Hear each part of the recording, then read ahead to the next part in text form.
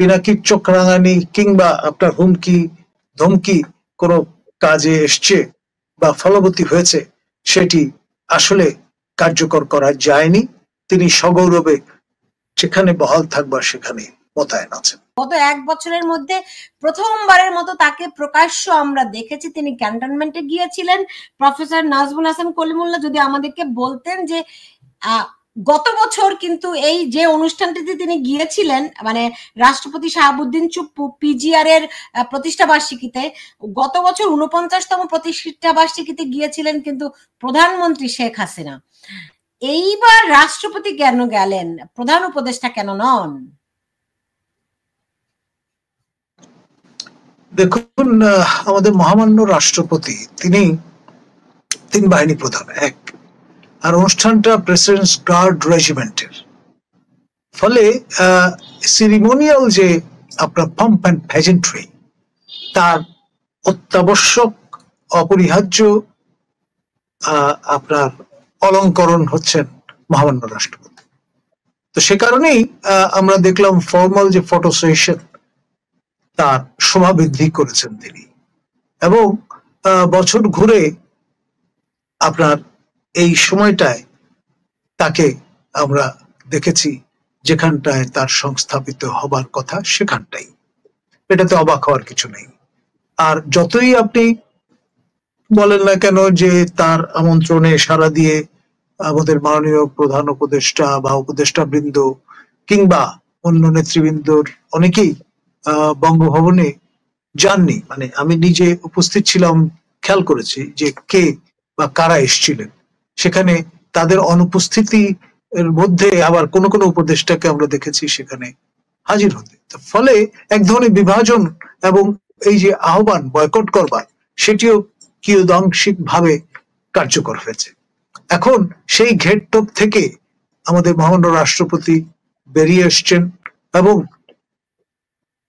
তিনি ভিজিবল হয়েছেন, এবং সেই সঙ্গে যেই ব্যাপারটি আমরা লক্ষ্য করলাম, তিনি যে সর্বাধিনায়ক, তার জন্যেই গঠিত এই গার্ড রেজিমেন্ট, তাদের এই যে সেরিমনি, সেখানে তাকে অত্যাবশ্যকভাবে হাজির হতে হয়েছে এবং তিনি সেটি সুচারুভাবে সম্পন্ন করেছেন।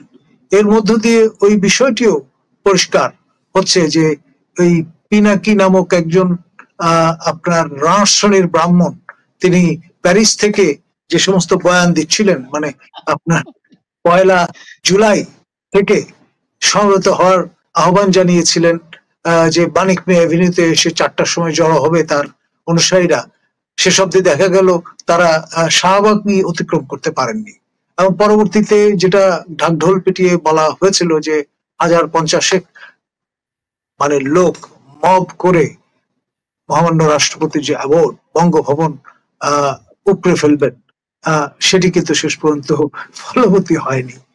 আমি সাহস করে পিনাকি ভট্টাচার্যকে চ্যালেঞ্জ করেছিলাম এবং তিনি আমাকে ট্যাগিং করবার চেষ্টা করেছেন। প্রথমে বলেছেন বিএনপির ফেউ, তারপরে বলবার চেষ্টা করেছেন যে তিনি আমাকে আপনার স্বয়ংক্রিয় অস্ত্র দিয়ে আপনার মেরে ফেলবার চেষ্টা করবেন। তারপর আবার বলেছেন যে না, গুলি খরচ করাটা ঠিক হবে না।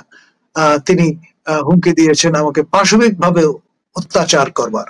তো এই যে বিকৃত মস্তিষ্ক একজন ব্যক্তি, প্যারিসের মতো সুসভ্য একটি জায়গা, আমি বেশ কয়েকবার প্যারিসে গেছি, এবং আপনার ইউরোপের সাংস্কৃতিক ক্যাপিটাল বলা হয়ে থাকে, সেরকম একটি সুসভ্য জায়গায় যেখানে জলের গানের দলনেতা বাধ্য হয়ে আশ্রয় নিয়েছেন, তার এই রাজনৈতিক আশ্রয় নেয়া সঙ্গে এই পিনাকির আশ্রয় কোনোভাবে রিকনসাইল করা যায় না। তিনি তো রীতিমতো সেখান থেকে ইন্টিমিডেট করছেন পুরো জাতিকে, মহামান্য রাষ্ট্রপতিকে, আমাদের মাননীয় সেনাপ্রধানকে, অধম নাজমুল হাসান কলিমুল্লাহকে। সুতরাং আমার মনে হয় সময় এসছে সবাই মিলে আপনার যারা বিভিন্ন প্রান্তে ছড়িয়ে আছেন এই লোকটাকে অবিলম্বে ফ্রান্স থেকে বহিষ্কার করবার। কারণ ফ্রান্সের যে সংস্কৃতি, প্যারিসের যে ঐতিহ্য, তার সঙ্গে এটা যায় না। এটা যদি আপনার ইদি আমিনের জমানা হতো, কিংবা বোকাসার দেশ হতো মানে যখন এটি সেন্ট্রাল আফ্রিকান এম্পায়ার ছিল, তাহলে হয়তো একটা সান্ত্বনা আমরা খুঁজে পেতাম। কোন অবস্থায় এটি জাস্টিফাই করে। বুঝতে পেরেছি। তো আজকে স্যার আপনি একে কেমন দেখলেন, রাষ্ট্রপতির বডি ল্যাঙ্গুয়েজ, তার অ্যাপিয়ারেন্স? কারণ আমরা তো তাকে 1 বছর ধরে দেখিনি, তার একটি স্টিল ছবি আমরা বিভিন্ন জায়গায় দেখছি, মানে একটা গ্রুপ ছবির মধ্যে। আপনি নিশ্চয়ই সশরীরে দেখেছেন, সরাসরি দেখেছেন, চর্মচক্ষে দেখেছেন তিনি সুস্থ আছেন কিনা, তিনি কেমন আছেন, বডি ল্যাঙ্গুয়েজে কি প্রকাশ পেল? দেখুন, এটা একটা সিরিমোনিয়াল আপনার জেস্চার এবং ফর্মাল ফটো সেশন। সেটি আপনার যারা ছবি তুলেছেন তারাই চর্মচক্ষে দেখেছেন, অন্য কারো পক্ষে দেখার সুযোগ সেখানে অবারিত ছিল বলে আমি মনে করি না। এক। আর দ্বিতীয় যে বিষয়টি সেটি হচ্ছে অবশেষে আমরা দেখতে পাচ্ছি তিনি সগৌরবে যথাস্থানে মোতায়েন আছেন। এখন পিনাকির চোখ রাঙানি কিংবা আপনার হুমকি ধমকি কোনো কাজে এসছে বা ফলবতী হয়েছে সেটি আসলে কার্যকর করা যায়নি। তিনি সগৌরবে যেখানে বহাল থাকবার সেখানে মোতায়েন আছেন। ধন্যবাদ। স্যার, গত বছর শেখ হাসিনা এই অনুষ্ঠানে গিয়েছিলেন, রাষ্ট্রপতি যাননি। এবার কি আপনার মনে হয় রাষ্ট্রপতির এখনো তিনি যে বেঁচে আছেন, এখনো তিনি স্বমহিমায় আছেন, স্বপদে বহাল আছেন, সেই জন্য কি তিনি এবার গেলেন, নাকি অন্য মানে নাকি একটা ধারাবাহিকতা রক্ষা, বা প্রধান উপদেষ্টা? দেখুন, এটা মেসেজ ইজ ভেরি ক্লিয়ার। সেটি হচ্ছে তিনি ইগনোরেবল নন, পরিষ্কার তিনি রেলেভেন্ট স্টিল, এবং পিনাকির মতো লোকের বদদোয়ায় কোনো কাজ হচ্ছে না। জি, সাইফুল আমিন ভাই, আপনার কাছে কি মনে হয় রাষ্ট্রপতির এই উপস্থিতি? দীর্ঘ ইভেন এমনকি তাকে আমরা ঈদের নামাজে পর্যন্ত দেখিনি। ওনার তো ঈদের নামাজের জায়গা দখল হয়ে গেছে, যেখানে রাষ্ট্রপতি এটা তো দখল হয়ে গেছে, তাই না? সো দখলবাজদের হাতে যখন ওনার জায়গা দখল, তো উনি তো স্বাভাবিকভাবে রাষ্ট্রের প্রতি তো উনি তো এর কার প্রতি অন্যায় করতে পারেন না। উনি সন্তানদের প্রতি সন্তান তুল্য আচরণে, যা দখল করে নিছিস নিয়ে জায়গা, আমার সম্পত্তি তোরা নিয়ে যদি শান্তিতে থাকিস থাক তোরা। ইউনুসকে উনি এইভাবেই ট্রিট করছেন। আমার নাহলে তো যদি রাষ্ট্রপতি চাইতেন ইউনুসকে ওই ঈদগাহে নামাজ পড়তে পারতেন। রাষ্ট্রপতি যদি চাইতেন, রাষ্ট্রপতি যদি বলতেন I want to go there, army তাকে নিত, ইউনুসকে ওখানে জায়গা দিত না। আমরা তো শুনি তিনি গৃহবন্দী, তিনি নজরবন্দী। রাষ্ট্রপতি তার মতো করে তার জায়গায় আছেন। একটা কথা আপনার বলি, রাষ্ট্রপতি আজকে কি বক্তৃতা দিয়েছেন খেয়াল করছেন আপনি? উনি কি একটা প্রতীকী বক্তৃতা দিয়েছেন, নেতৃত্বের প্রতি থাকো, অনুগত থাকো। রাইট, খেয়াল করছেন আপনি?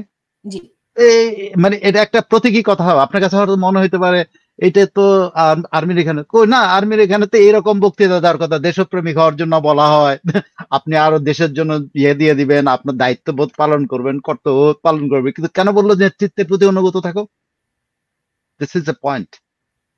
আমার ওনার বক্তৃতা তো উনি লেখেন নাই, somebody else। যারা লেখে তারাই কিন্তু এখন আসলে ক্ষমতায়, কিন্তু তারা হয়তো এখন বাইরে আসতে পারতেছে না, আসছে না।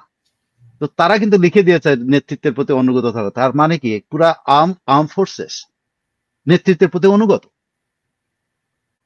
দেখেন ওখানে আপনি পিজিআর এর ওখানে সবাই সেনা নৌবাহিনীর প্রধানও ছিল, বিমান বাহিনীর প্রধান ছিল, সব বাহিনীর সমস্ত ঊর্ধ্বতন কর্মকর্তারা ছিলেন। এরকম কোন একটা সমাবেশে এই ক্ষমতা দখলকারী ইউনুস ছিলেন? একটা বলেন তো, একটা উদাহরণ আপনি দিতে পারবেন? উনি হয়তো 3 বাহিনীর সাথে বৈঠক করছেন, কিন্তু এত একটা বিশাল সেনা নৌ এবং বিমান বাহিনীর ঊর্ধ্বতন কর্মকর্তাদের এরকম একটা কনফারেন্সে, বা এটা এক ধরনের কনফারেন্স, এটা এক ধরনের সমাবেশ, তো সেখানে এরকম আপনি ইউনুস সাহেবের তো খেয়াল করে দেখেন তো, no. So he is very much in his position. এখন হচ্ছে কি, দেশের যে রাজনৈতিক যে পরিস্থিতি, সেই রাজনৈতিক পরিস্থিতিতে উনি এখন একা হয়ে আছেন, এতে তো কোনো সন্দেহ নাই। উনি তো এখন একা হয়ে আছেন, পুরো সমস্ত ওপেন রাজনৈতিক শক্তি তাকে ইগনোর করছে। এটা ইউনুস একা না তো, বিএনপি করছে। আপনার মানে আমি আরেকটা যেটা আছে দেশদ্রোহী বা মুক্তিযুদ্ধের বিরুদ্ধে, আমি এটা নামই নিতে চাই না, কিন্তু আপনি বলেন যে কোন ইয়েটা আছে? হ্যাঁ, কিছু আছে। কারা?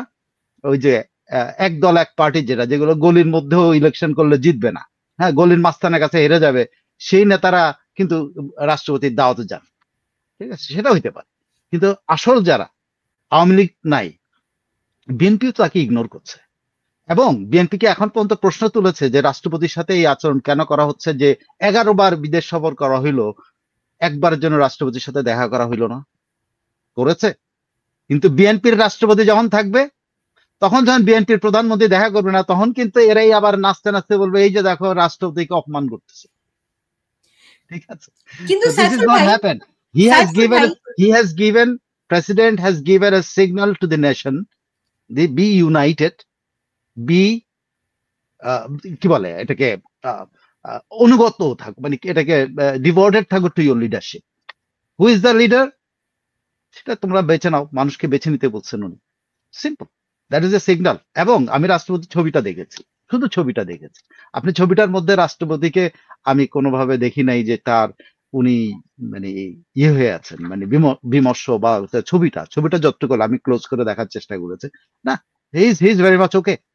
আমি জানি না উনি অ্যাক্ট করার জন্য যথেষ্ট শক্তিমান কিনা, যতটুকু মানসিকভাবে শক্তিমান কিনা, যতটা শক্তিমান তার চারপাশে যারা তাকে শক্তি দিয়ে রেখেছে। আপনি রাষ্ট্রপতিকে যদি বিবেচনা করেন, দেখেন রাষ্ট্রপতির ওখানে যা ওয়াকারুজ্জামানকে সিগন্যাল দেয়নি নামাজ পড়িয়ে, উনি তো ইউনূস সাহেবের সাথে নামাজ পড়তে যান নাই, উনি রাষ্ট্রপতির সাথে গেছেন। আরো একটা জিনিস দেখেন, ঈদের সময় ইউনূস সাহেবের বাসায় উনি সস্ত্রীক দেখা করতে গেছেন, সেটা কি, ইউনূস সাহেব একা বসা আর তার সস্ত্রীক তারা দুজন বসা, এই তো ছবি। আর রাষ্ট্রপতির ওখানে সব কলিমুল্লাহ ভাইদের মতো সকল বাংলাদেশের যারা এখন ওপেন বুদ্ধিজীবী আছেন আর কি, যারা পলাতক বুদ্ধিজীবী তাদের কথা আমি বলছি না, ওপেন বুদ্ধিজীবী যারা আছে তারা তো গেছে ওখানে, উনি কিন্তু সবার সাথে আছে। তো ইউ মাস্ট গেট এ যে রাষ্ট্রপতিকে বললেই আপনি বঙ্গবন্ধুর ভবন ভেঙে ফেলেছেন, সেটা হলো এক ধরনের সেনাবাহিনীর চৌকিদারি দায়িত্বের কারণে, কিন্তু সেনাবাহিনী কি রাষ্ট্রপতি ভবনেও চৌকিদারির দায়িত্ব পালন করবে? ডোন্ট থিঙ্ক সো, কারণ তখন তাদের অস্তিত্বের উপর হামলা হবে। সাইফুল ভাই, যদি তাই হয়ে থাকে তাহলে এই বঙ্গভবন থেকেই তো বঙ্গবন্ধুর ছবি নামিয়েছিল মাহফুজ আলম নিজে, 1 নাম্বার। 2 নাম্বার, আপনি অভিযোগ করেছেন যে বিএনপি রাষ্ট্রপতিকে ইগনোর করছে, বিএনপি না করার কারণেই তো রাষ্ট্রপতি এখনো বহাল আছেন। এক্স্যাক্টলি, আপনি এটা যদি বলেন যে বিএনপি না করার কারণে আছে, এটা কি কথার কথা না? কেউ কি ইনিশিয়েটিভ নিতে পারছে এই পর্যন্ত? বলতে পারবেন কোন শক্তি ইনিশিয়েটিভ নিতে পেরেছিল রাষ্ট্রপতিকে ইয়ে করার জন্য? মুখে বলেছে, বিএনপি সেটা না করে। মব গিয়ে বঙ্গভবনে হাজির হয়েছিল, তখন আর্মির সাথে যুদ্ধ হতো রে ভাই, তখন কয়টা লোক ছিল? একটা মেয়ের নেতৃত্বে 50-60 জন ছিল একসাথে। যদি কোন রকম এরকম চেষ্টা কেউ করতো, এটা আর্মির সাথে ওখানে রক্তক্ষয় হতো।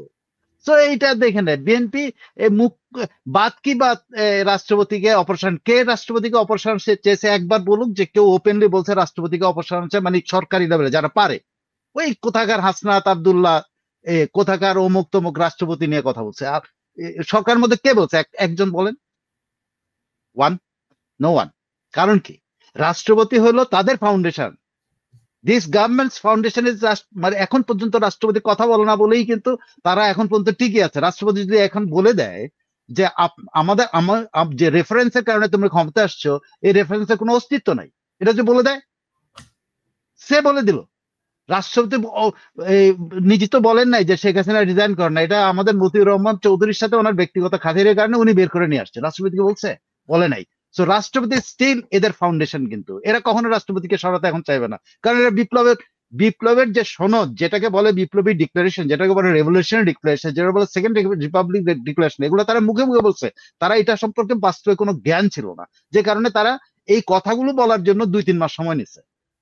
নাহলে তো যে কোনো বিপ্লব যদি হইতো, এটা যে গণঅভ্যুত্থান হইতো, এটা তো পরের দিনই ওনারা, যেটা ফরহাদ মোহাম্মদ সাহেব বলেন, খুব যৌক্তিক ভাবে বলেন যে এই বেটারা কেন ওখানে শপথ নিচ্ছে, এরা কেন শহীদ মিনারে যায় শপথ নিল না। ও কিন্তু বলে যে তোমরা শালা ওখানে ফেল করছো, ফেল।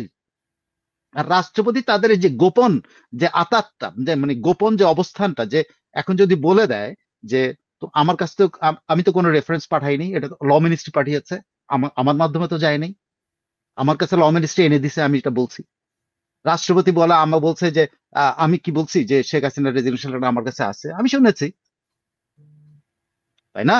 এখন রাষ্ট্রপতি তাদের ফাউন্ডেশন রে ভাই, নাহলে তো কালকে আজকে রাষ্ট্রপতি নিয়ে কোনো টাচ করবে, আমি কনস্টিটিউশন আপনার সময় নাই, কিন্তু আমি কনস্টিটিউশনাল প্রভিশন দিয়ে বলবো এই রাষ্ট্রপতিকে টাচ করার ক্ষমতা এখনকার গভর্নমেন্টের নাই, বিকজ দেয়ার ফাউন্ডেশন লেইজ দেয়ার। এই বঙ্গভবন তাদের তাদের অস্তিত্ব, তো আর এই মাহফুজ বঙ্গভবনে আলম, তারা টাচ করবে না। আর মাহফুজ আলম, মাহফুজ, মাহফুজ আলম যে বঙ্গবন্ধুর ছবি বঙ্গভবন থেকে নামিয়ে ফেললো। শুনেন এই কতগুলি পাগল, পাগলে কিনা বলে ছাগলে কিনা কয়, ও তখন মনে করছে একটা পাগলামি করলাম, পাগলামি, তখন অমন সময় ছিল না যে ওই পাগলটারে মানে কিছু করার না, এখন করুক, এখন বঙ্গভবনে ঢুকতে পারি কিনা সেটা দেখেন।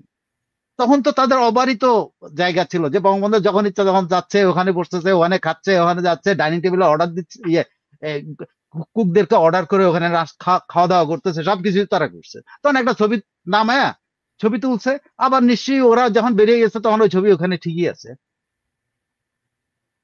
তো এগুলো হলো মানে বলে না যে আপনি বাচ্চারা অনেক কিছু উল্টাপাল্টা করে ফেলে না, তখন আপনার কিছু করার থাকে।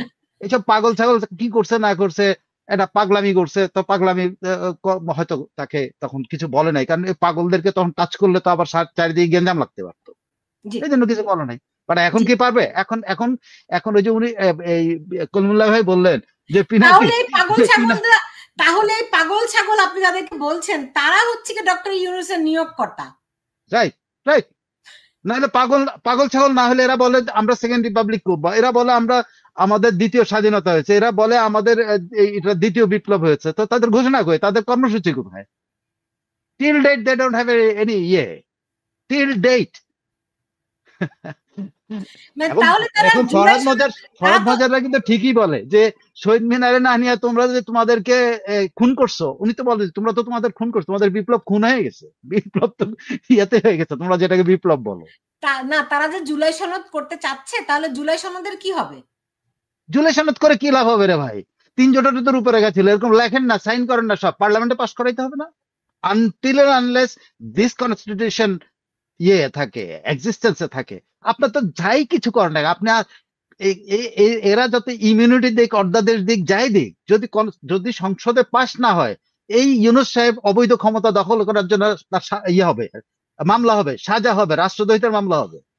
তো this is not so easy যে আপনি সনদের মধ্যে সব লিখে দিলেন সেটা যা পাশ হয়ে যাবে সব সনদ আকারে, না, প্রতিটা পয়েন্টে পয়েন্টে কিন্তু আলোচনা হবে সংসদে, প্রতিটা পয়েন্টে পয়েন্টে কিন্তু ওখানে অ্যামেন্ডমেন্ট আসবে, তারপরে আপনি পাশ হবে। এখন তারা কি সনদে লিখলো না লিখলো, এই 10 মাস পরে 11 মাস পরে এই এই ঐক্যমত্যের কমিশন, বিদেশি ঐক্যমত্য কমিশন, যে ঐক্যমত্য কমিশনের চেয়ারম্যান নিজে কি করছেন উনি নিজেও বুঝতে পারেন। উনি কখনো বলেন পুনর্লিখন, কখনো বলেন সংশোধন, কখন বলেন এই, কখন বলেন সেই, যার নিজের কোনো তাত্ত্বিক অবস্থান আছে কিনা সংবিধানের ব্যাপারে সে জানেই না। সে এখন পর্যন্ত শিওর না যে আপনি এত বড় একটা সনদ যে পাশ করবেন, এই সনদ হুবহু আপনি পার্লামেন্টে পাশ করাবেন, ইজ ইট পসিবল? বাংলাদেশের মতো জায়গাতে আপনাকে 2/3 নিতে হবে, আর 2/3 যখন বিএনপি নিবে, বিএনপি যখন 2/3 নিবে, সে ধর 2/3 নিল, বিএনপি যখন 2/3 নেবে, বিএনপি পাস করবে এটা পুরা, যেটাতে এগ্রি করবে ওটা থেকে সরে যাবে বিএনপি। বিএনপি সরে নাই এর আগে, সরেছে তো। তাহলে কি তাকে আপনি বলবেন যে পিএইচডি ডিগ্রিধারী পাগল? এটা পাগল, এগুলো হলো কি বলে এটাকে, পিএইচডি ডিগ্রিধারী সাংস্কৃতিক নাশকতাকারী, এটা বলতে হবে। বুঝতে পেরেছি, কিন্তু উনি তো বলছেন আমরা আমরা সংবিধান ভঙ্গ করেই এসেছি।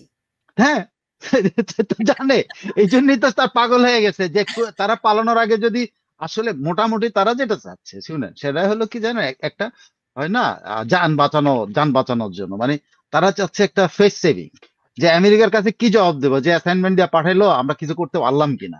তাদের তো আসল কাজগুলি করতে পারছে না, এগুলো তো নাম খরচ লোক দেখানোর জন্য, এই সংবিধানটা এগুলো সব লোক দেখানো, কারণ এগুলো তারা একটা চার্টার তৈরি করবে, এই চার্টার পাস হইতে হবে তোর ভাই, সে যত স্বপ্ন দেখুক না।